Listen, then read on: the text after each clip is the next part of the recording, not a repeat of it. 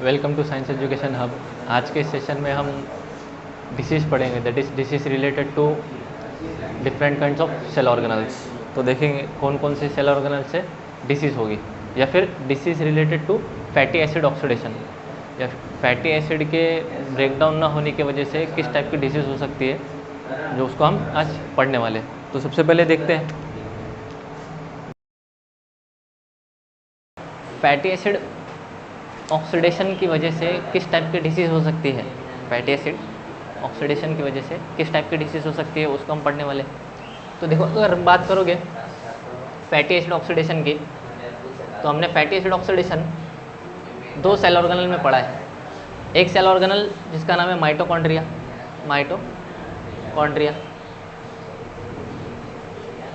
और दूसरी peroxisome, peroxisomes. तो माइटोकॉन्ड्रिया में भी फैटी एसिड का ऑक्सीडेशन होता है और पेरोक्सिसोम में फैटी एसिड का ऑक्सीडेशन होता है। अगर इन दोनों सेल ऑर्गेनल में अगर फैटी एसिड का ऑक्सीडेशन इम्प्रॉपर होगा, अगर प्रॉपरली नहीं हो पाएगा, तो क्या होगा, फिर डिसीज़ हो सकती है। और जितने भी डिसीज़ आर डिस्कस करने वाले हैं, those disease are called genetic disorder, those are called genetic disease. Genetic disease कह सकते हैं या फिर जेनेटिक डिसऑर्डर कह सकते हैं, क्योंकि इसका ताल्लुक जेनेटिक लेवल पे है। ये कोई एनवायरमेंटल स्ट्रेस या फिर एनवायरमेंटल डिसीज़ नहीं है, this is called genetic disorder. और जितनी भी डिसीज डिस्कस करेंगे हम, चाहे वो माइटोकॉन्ड्रिया से हो रिलेटेड हो, चाहे पेरोक्सिसोम से रिलेटेड हो, सारी की सारी डिसीज़ ऑटोसोमल रेसेसिव टाइप की डिसीज़ है। Autosomal recessive type, autosomal recessive disease. और इनका पैटर्न ऑफ इनहेरिटेंस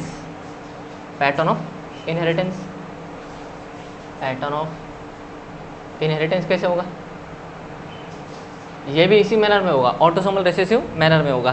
क्या मतलब है कि दो copy of gene diploid cell organelle में होती है, डिप्लॉइड सेल्स में होती है।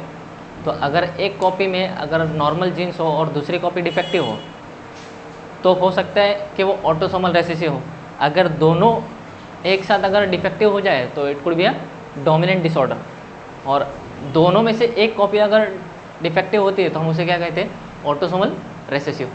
क्योंकि हमारे पास सेल्स की न्यूक्लियस में दो सेट के क्रोमोसोम हैं, one set is been contributed by male parent and other is contributed by female parent. तो पूरे एक सेट में अगर जीन्स अगर सही काम कर रहे हैं और दूसरे सेट में जीन्स अगर काम सही नहीं कर रहे हैं, तो it would be result into autosomal recessive disorder. तो देखते हैं माइटोकॉन्ड्रिया के अंदर और पेरोक्सिसोम के अंदर फैटी एसिड का ऑक्सीडेशन न होने पे कौन कौन सी डिसीज जेनेटिकली हो सकती है। तो सबसे पहले डिस्कस करेंगे माइटोकॉन्ड्रिया के अंदर। अगर माइटोकॉन्ड्रिया की बात करोगे तो इसमें एक डिसीज है, that is called एमकैड deficiency.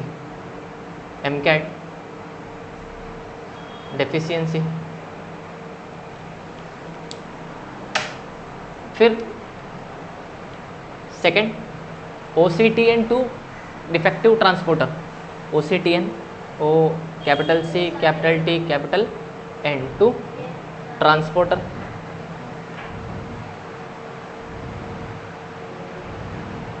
Deficient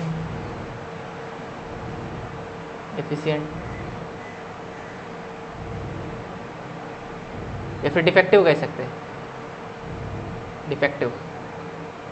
तो ये दो डिसीज माइटोकॉन्ड्रिया से रिलेटेड है। एक तो MCAD, that is medium chain acyl CoA dehydrogenase, इसको डिटेल में देखने वाले, और OCTN2। और पेरोक्सिसोम से रिलेटेड की अगर बात करोगे तो पेरोक्सिसोम के अंदर भी दो डिसीज है। एक तो जिसका नाम है रेफसम डिसीज,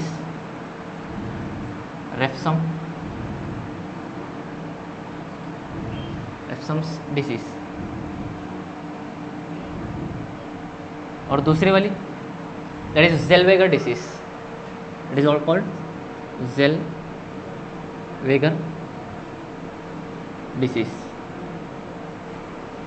तो दो डिसीज पेरोक्सिसोम से रिलेटेड है और दो डिसीज माइटोकॉन्ड्रिया से रिलेटेड है, और दोनों में क्या हो सकता है, फैटी एसिड का ऑक्सीडेशन हो सकता है। तो देखते हैं किस तरीके से इनके अंदर डिफेक्टिव होने के चांस है। तो अगर सबसे पहले बात करोगे एमकैड की, तो एमकैट डिफिशियंसी क्या कर सकती है, इसको हटा देंगे। MCAT deficiency, MCAT deficiency, MCAT की अगर बात करोगे तो MCAT is medium chain acyl CoA dehydrogenase, it is also called as medium chain acyl CoA dehydrogenase, dehydrogenase, या फिर इसको नॉर्मल हम कह सकते हैं एकैड, ACAD, acyl CoA dehydrogenase. Acyl CoA dehydrogenase ये एंजाइम ऐसा एंजाइम है जो 4 स्टेप में से फर्स्ट स्टेप के रिएक्शन को कैटेलाइज कर सकता है in the beta oxidation of fatty acid which is taking place in the gel matrix of mitochondria. यानी जेल मैट्रिक्स, माइटोकॉन्ड्रिया के जेल मैट्रिक्स में जो बीटा ऑक्सीडेशन हो रही थी उसमें से 4 स्टेप में जो फर्स्ट स्टेप है which is catalyse by acyl CoA dehydrogenase या फिर medium chain acyl CoA dehydrogenase, वो फर्स्ट स्टेप को करवाने के लिए जो एंजाइम रिस्पॉन्सिबल है, फर्स्ट स्टेप को कैरी फॉरवर्ड करवाने के लिए जो एंजाइम रिस्पॉन्सिबल है वो क्या होगा, डिफेक्टिव होगा, वो एंजाइम डिफेक्टिव होगा। फिर या फिर हम उसे कह सकते हैं कि वो एंजाइम एब्सेंट होगा। एंजाइम अगर डिफेक्टिव है या एंजाइम एब्सेंट है तो ये बात पक्की है कि बीटा ऑक्सीडेशन आगे परफॉर्म नहीं होगी, और बीटा ऑक्सीडेशन आगे परफॉर्म नहीं होगी तो फैटी एसिड का ब्रेकडाउन नहीं होगा। अगर फैटी एसिड का ब्रेकडाउन नहीं होगा तो फैटी एसिड का अकुमुलेशन हो जाएगा सेल के अंदर, which leads to serious kind of disorder. तो इस वजह से क्या हो सकता है, सिम्टम्स, सिम्टम्स में क्या देखा जा सकता है, सिम्टम्स में तो एक सिम्टम्स में हो सकता है दैट इज वॉमिटिंग, दूसरा एक symptom that is hypoglycaemic condition, hypoglycaemic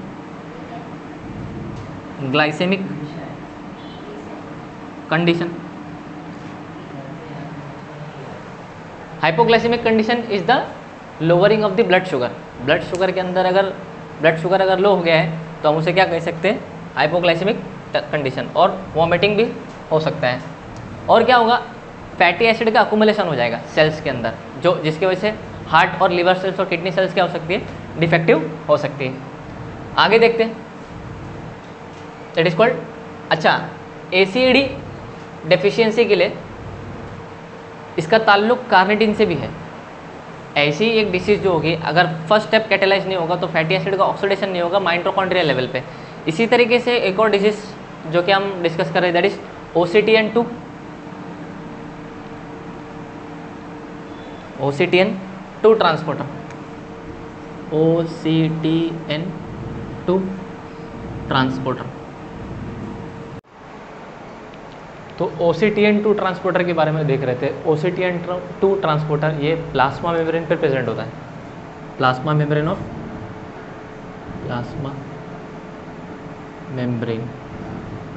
the cell, plasma membrane of cell. तो कोई सेल होगी उसकी प्लाज्मा मेम्ब्रेन पे ट्रांसपोर्टर प्रोटीन होगा, क्या काम करेगा, it will allow the transportation of carnitine inside the cell.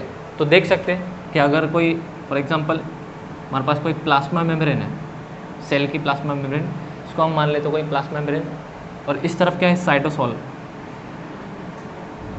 This is called ECF, extra cellular fluid.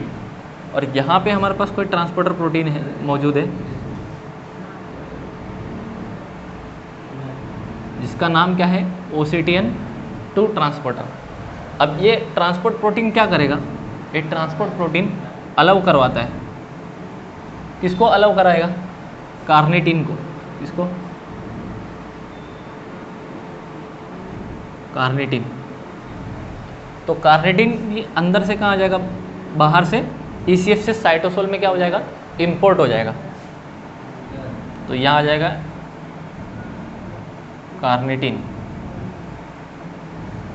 तो सेल के बाहर से सेल के अंदर कार्निटिन को ट्रांसपोर्ट करवाने के लिए, सेल के बाहर से सेल के अंदर साइटोसोल में ट्रांसपोर्ट करवाने के लिए एक प्लाज्मा मेम्ब्रेन पर एक प्रोटीन रेस्पॉन्सिबल है that is called OCTN2 transport protein.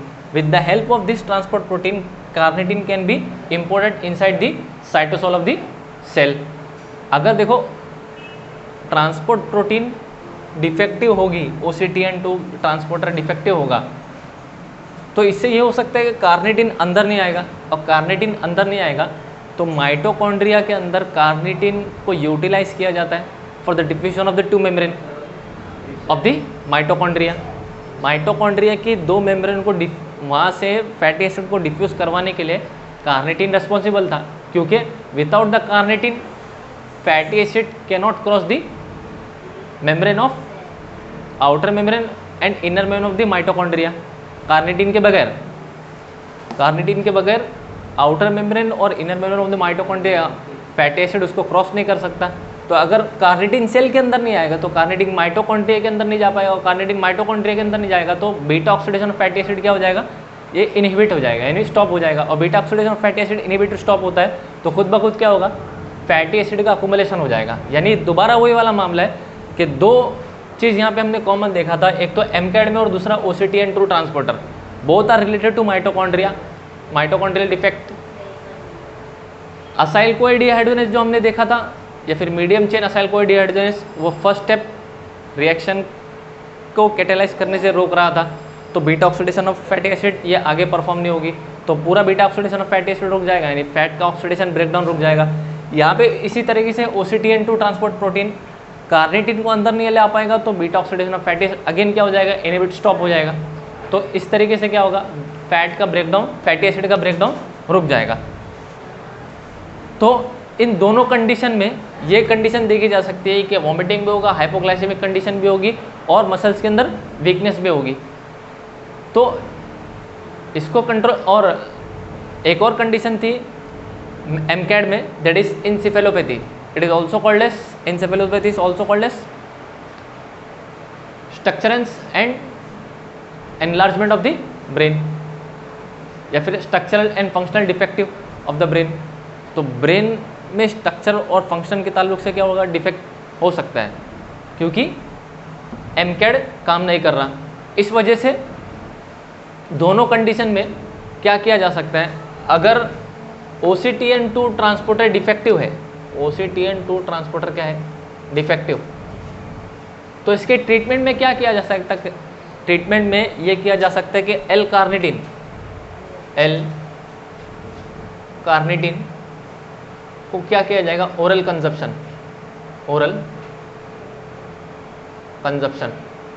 Through diet.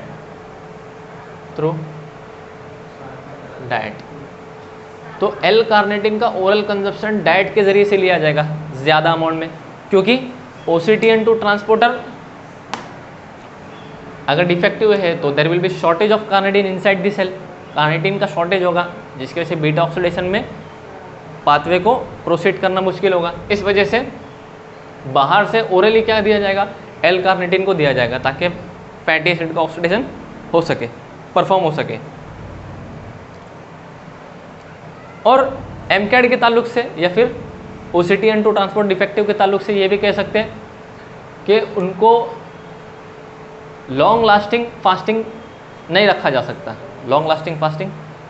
सकता, इस वजह से if there will be a long lasting fasting there will be no utilisation of glucose का कोई यूटिलाइजेशन नहीं होगा, and there will be the body totally depends on fatty acids और lipid breakdown. Energy की डिप्राइव कंडीशन के अंदर अगर body glucose को इस्तेमाल नहीं कर सकती तो वो फैटी एसिड पे डिपेंड हो जाएगी, और फैटी एसिड भी अगर यूटिलाइज नहीं कर पाएगा there will be very weakness in the body. इस वजह से इस बात को ध्यान देना है कि सिंपल शुगर्स को यूटिलाइज किया जा सकता है इस कंडीशन में। OCTN2 ट्रांसपोर्टर या फिर एमकैड की डिफिशियंसी में हम क्या कर सकते हैं, simple sugar, utilisation of the simple sugar. ये किसके लिए है, MCAD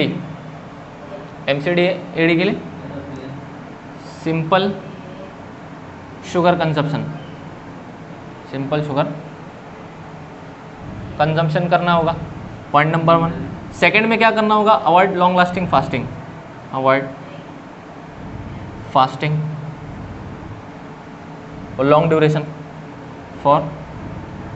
long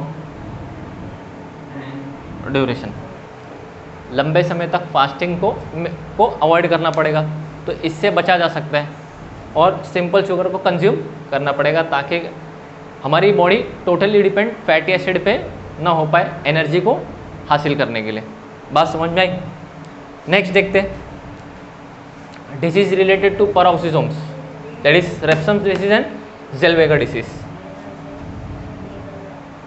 OCTN2 protein, OCTN2 transport protein के बारे में एक इंफॉर्मेशन और है। OCTN ट्रांसपोर्ट प्रोटीन, इस प्रोटीन के अंदर डिफेक्ट इस वजह से आता है क्योंकि म्यूटेशन एक जीन्स में हो जाता है। प्रोटीन का प्रोडक्शन उसके करस्पॉन्डिंग जीन पर होता है। इसका मतलब अगर जीन फंक्शनल है तो प्रोटीन फंक्शनल होगा, अगर जीन डिफेक्टिव है तो प्रोटीन भी डिफेक्टिव होगा। इसका मतलब OCTN2 ट्रांसपोर्ट प्रोटीन डिफेक्टिव है तो 100% इसका जीन SLC22A5 ये जीन है which is present on chromosome number 5, present on chromosome 5 number के क्रोमोसोम पे जीन प्रेजेंट होता है और इसके अंदर क्या हो जाता है, म्यूटेशन। इसके अंदर क्या हो जाता है, म्यूटेशन। और इस जीन के अंदर अगर म्यूटेशन हो गया तो OCTN प्रोटीन ट्रांसपोर्ट प्रोटीन ये क्या हो जाएगी, डिफेक्टिव, और फैटी एसिड का ब्रेकडाउन डिफिकल्ट हो जाएगा। बात समझ में आ गई। इस वजह से एल कार्निटिन को ओरली कंज्यूम किया जा सकता है। नेक्स्ट देखते हैं पैरोक्सिसोम से रिलेटेड।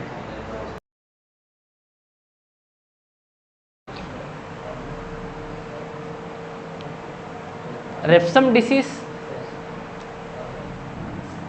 इनको कैरेक्टराइज किया था डॉक्टर सीगल रेप्सम, डॉक्टर सीगल रेप्सम, इन्होंने इसके सिम्टम को कैरेक्टराइज किया था। तो पैरोक्सिसोम सेल ऑर्गेनल में अगर डिफेक्ट होगा तो रेप्सम डिसीज कॉज हो सकती है। सिम्टम में क्या देखा जा सकता है,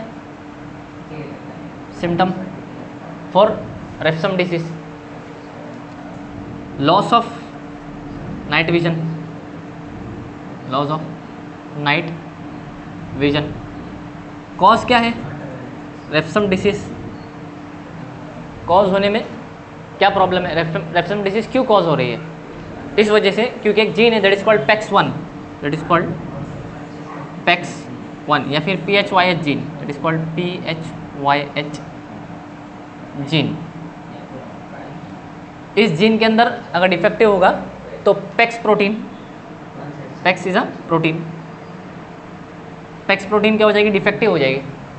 PHYH जीन अगर म्यूटेशन होगा, इसके अंदर अगर म्यूटेशन होगा तो हो सकता है कि PEX1 प्रोटीन क्या हो जाए, डिफेक्टिव हो जाए। और PEX1 प्रोटीन ये काम करती है पैरोक्सिसोम की मेम्ब्रेन पर, पैरोक्सिसोम की मेम्ब्रेन पर PEX1 की प्रोटीन काम करती है। और वहाँ पे उसका काम क्या होता है, पैरोक्सिसोम की मेम्ब्रेन पे ऐसे ट्रांसपोर्टर लगे होते हैं जो फैटी एसिड को डायरेक्टली अंदर अपने अंदर लेते हैं और पैरोक्सिसोम उन फैटी एसिड का ब्रेकडाउन करती है। तो अगर देखो PEX1 is also a transporter protein which helps to take in certain types of fatty acid for the breakdown process such that it can take out energy out of it। वो किसी तरीके से fatty acid को break down करवा के वहाँ से energy को निकलवाए। लेकिन देखो PEX1 प्रोटीन ही डिफेक्टिव होगी तो fatty acids peroxisome cell organelle में जा ही नहीं पाएगी। ये बात सही है। PEX1 प्रोटीन पैरोक्सिसोम सेल ऑर्गेनल में, पैरोक्सिसोमल सेल ऑर्गेनल में मेम्ब्रेन पर अगर डिफेक्टिव है तो ऑब्वियसली क्या होगा, फैटी एसिड का ब्रेकडाउन नहीं होगा, वो भी कौन सी, very long chain fatty acid. Specifically peroxisome के अंदर, रेप्सम डिसीज के अंदर एक एंजाइम है दैट इज कॉल्ड फाइटोनिल कोए हाइड्रोक्सिलेज, फाइटोनिल कोए हाइड्रोक्सिलेज। ये एंजाइम डिफेक्टिव हो जाता है रेप्सम डिसीज के अंदर, ये एंजाइम क्या हो जाता है, डिफेक्टिव हो जाता है, जिसकी वजह से इफेक्ट कहाँ पे आता है, alpha oxidation of fatty acid, alpha oxidation of fatty acid. Alpha oxidation of fatty acid नहीं चलेगी, alpha oxidation of fatty acid नहीं चलेगी तो वो क्या करेगा, ये एंजाइम ना होने की वजह से फाइटानोइक एसिड, फाइटानोइक एसिड इसका ब्रेकडाउन, फाइटानोइक एसिड का ब्रेकडाउन पॉसिबल नहीं हो पाएगा। तो फाइटानोइक एसिड का ब्रेकडाउन प्रॉपरली ना हो पाएगा तो क्या होगा, फाइटानोइक एसिड का अकुमुलेशन हो जाएगा, सेल के अंदर ज़्यादा उसका अकुमुलेशन हो जाएगा और वो सेल के अंदर बिल्डअप हो जाएगी। बात समझ में आई? तो ट्रीटमेंट क्या दे सकते हैं इसका, पेरोक्सिसोम का?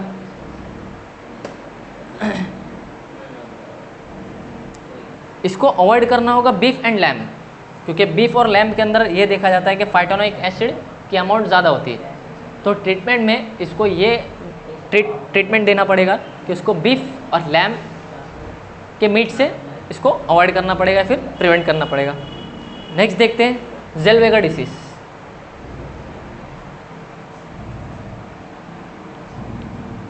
Another one is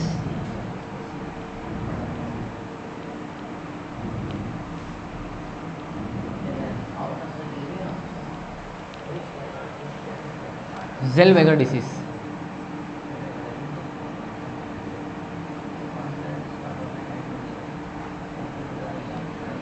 Zellweger disease ये क्या हो सकती है कि यहाँ पे रेप्सम में जो हमने जीन बताया था PEX1, उसकी जगह PEX1 की जगह PEX7 लिख लेना। वहाँ पे PEX7 ट्रांसपोर्ट प्रोटीन में डिसऑर्डर होगा और यहाँ पे ज़ेलवेगर में PEX1 है, that is called PEX1 transporter defective. और PEX1 ट्रांसपोर्टर में डिफेक्टिव होगा तो क्या होगा, फिर से अल्फा और बीटा ऑक्सीडेशन में क्या आएगा, इफेक्ट आएगा। तो इसको ट्रीटमेंट करवाने के लिए क्या हो सकता है, DHA रिकमेंडेशन। ट्रीटमेंट करवाने के लिए क्या है, DHA dihydroxy eicosanoic acid. DHA is dihydroxy eicosanoic acid, dihydroxy eicosenoic acid. यानी 20 कार्बन की फैटी एसिड को रेकमेंड किया जाएगा ओरली कंज्यूम करने के लिए अगर ज़ेलवेगर डिसीज से प्रिवेंट करवाना है तो अगर PEX1 की बात कर रहे हो तो very long chain of fatty acid, इसका ब्रेकडाउन नहीं हो पाएगा। और BCA that is branch chain of fatty acid, इसका भी ब्रेकडाउन नहीं हो पाएगा। तो इस तरीके से फैटी एसिड का ब्रेकडाउन नहीं हो पाएगा और दोनों जगह पे क्या होगा, चाहे वो माइटोकॉन्ड्रिया हो चाहे पेरोक्सिसोम हो, दोनों में कंडीशन क्या होगी, फैटी एसिड का ऑक्सीडेशन इनहिबिट हो रहा है या फिर रुक रहा है। और उसको ट्रीटमेंट करवाने के लिए डिफरेंट टाइप्स के हमने पाथवेज पढ़े और डिफरेंट टाइप्स के ट्रीटमेंट देखे। तो उसको उस तरीके से अगर फॉलो करेंगे तो क्या हो सकता है, ये पॉसिबल है कि इन डिसीज़ से प्रिवेंट किया जा सकता है या फिर इनको टैकल किया जा सकता है।